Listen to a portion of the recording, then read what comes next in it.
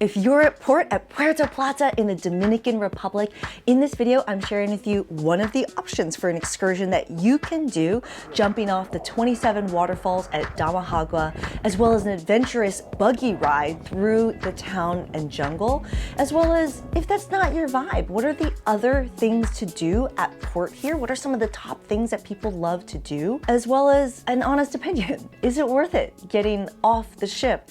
This is my 5th or 6th time at port here, and clearly I'm on the ship at this moment. Coming up. And if you're new here, yo, I'm Christine Lozada with Where in the World is CL, and I make travel videos every week to help you get up, get out, and go travel. So if you like to travel, consider subscribing. I am actually at port here with Virgin Voyages, and I want to give you some helpful tips so that you know what to expect, can be a smart traveler, and have the best time possible while at port. But first, let's go jump off some waterfalls. The Damajagua Waterfalls, there's 27 of them, and it's not just jumping. You're actually going to be sliding off of the waterfalls as well, and it really is really adventurous. This is a fun one. It's one of my most favorite excursions that I've done at port, but there are some downsides and some upsides, so let's talk about a few of them. First of all, if you are someone who is not used to doing, I'm not even gonna say it, heavy exercise. If you don't do light exercise, I was impressed with how many people complained about hiking up to the waterfalls.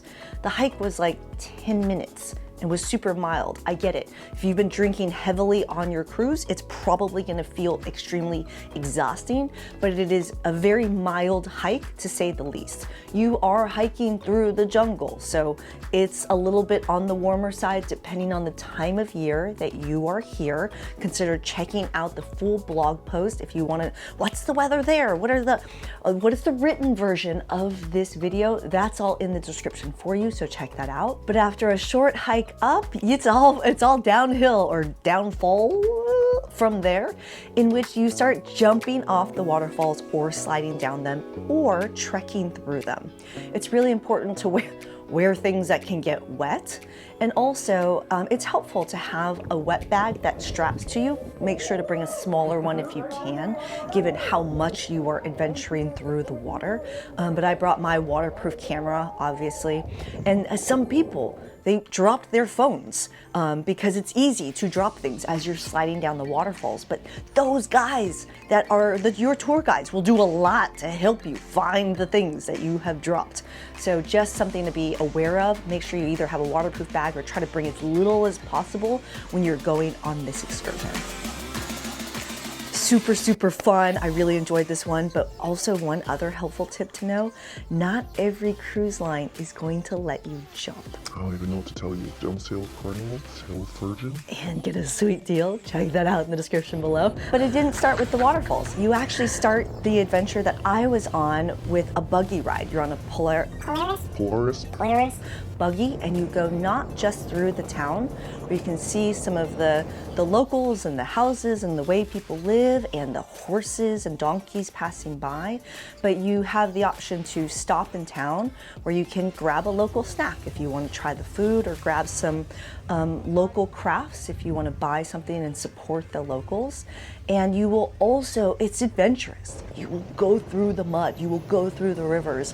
It's really, really fun. It's also really, really bumpy, but it's a fun ride, especially if you like to go fast. So how much did it cost, and is it worth it? But first, if you're getting some value out of this video, cheers that like button, consider subscribing. And if you have done this tour and you have helpful tips, please add them in the comments below. There are lots of versions in which how you can do this tour. You don't have to do all the waterfalls, for example. So add your helpful tips. We're all a community.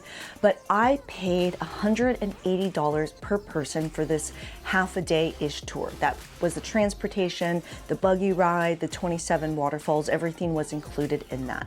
Was it worth it? To be honest, in my opinion, yes. It was an easy way to go see these experiences, which are very popular in the Puerto Plata area. I don't know otherwise how I would have been able to have this adventure. And so I would say, yes, it's worth it. Would I do it again? It's kind of a one-time thing. It did feel, I will be honest, very canned. But then again, you're going on an excursion. off of a cruise line. So what do you expect? It's the way you travel when you're on a cruise versus adventuring on your own on a bike ride through Ethiopia, which I did a couple years ago, and that was a totally different experience. So for this type of adventure, yes, it was worth it. What are some of the other things that you can do at port at Puerto Plata? Because yes, the Damajagua Waterfalls are very popular, but there's plenty of other things to do. Some of the sailors that I've been talking to have signed up for the cultural tours. A lot of people love to do the rum tour, or a lot of people like to do the rolling cigars or dancing or cooking experiences. Those are some other things you can do, or literally just a drive through the town to hear and learn about the local culture. So there are some cultural tours as well. If you want to keep it on the adventurous side, there are zip lining options or a gondola that will take you to the top of the mountain. Those are two other options.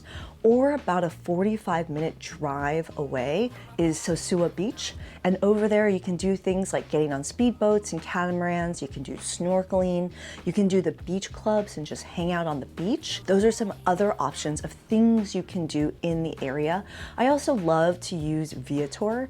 You can check out I like to look not just by their recommended, but by the traveler ranked top excursions. A link to that is in the description below for you to check out. Let's talk about the actual port itself. Like how is the Puerto Plata Port?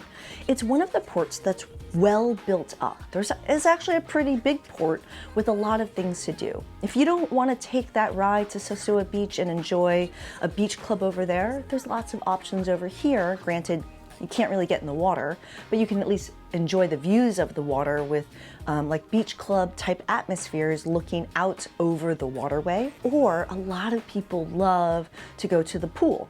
There's a regular pool and there's also a floating river.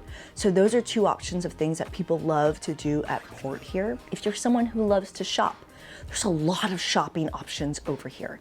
Lots of shops within the port for you to take a look at and pop in and out. It's, again, like I said, one of the more built up ports. So if I'm honest, how would I rank this port? I guess on a scale of 1 to 10, I would give Puerto Plata like a 6 or a 7. 7 if the weather is great. Today, actually, the weather is quite nice. 6 when the weather isn't that great. It's one of those things where this is a great port. If you've never been before, go check it out, walk around, make sure you catch at least one excursion. And if you're like, oh, Christine, then what's a 10 out of 10?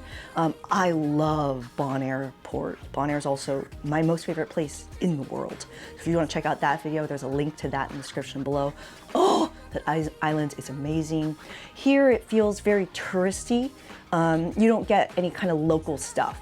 Versus some other ports that you go to, you feel like you're dropping right into the local community. It's difficult here. You're kind of far away from getting local experiences, unless you are going to go adventure and jump into a taxi or rent a car and go adventure on your own. And if you do, props to you. If you have helpful tips, add them in the comments below. We're all a community. I would love to hear your tips. I will get off the boat next time. I am on this cruise ship and at this port all the time. I'm Christine Lozada. Tons more helpful videos as well as a blog post that goes with this video. Check that out in the description below. Boom! I'll see you in the next adventure. Ciao. Which, by the way, if you're wondering why the heck didn't she film outside on the balcony, it's actually not even because the 84-degree weather bothers me. I actually love hot weather. It's that. Can you hear that? YouTube will hear that. That's what we call licensed music. In other words, music that I don't have the rights to. And if I film this entire video with that playing in the background, YouTube, take it off. That sucks. As weird as it sounds, these videos don't take me just 3 minutes to make and edit and all the things. It takes a long time. I do love it when people meet my meatball boyfriend. They're like, we love the videos that you create for your girlfriend. It's amazing that you film her and edit. And yeah, I do all that work myself. Anyway, I'm gonna go edit this. See you later.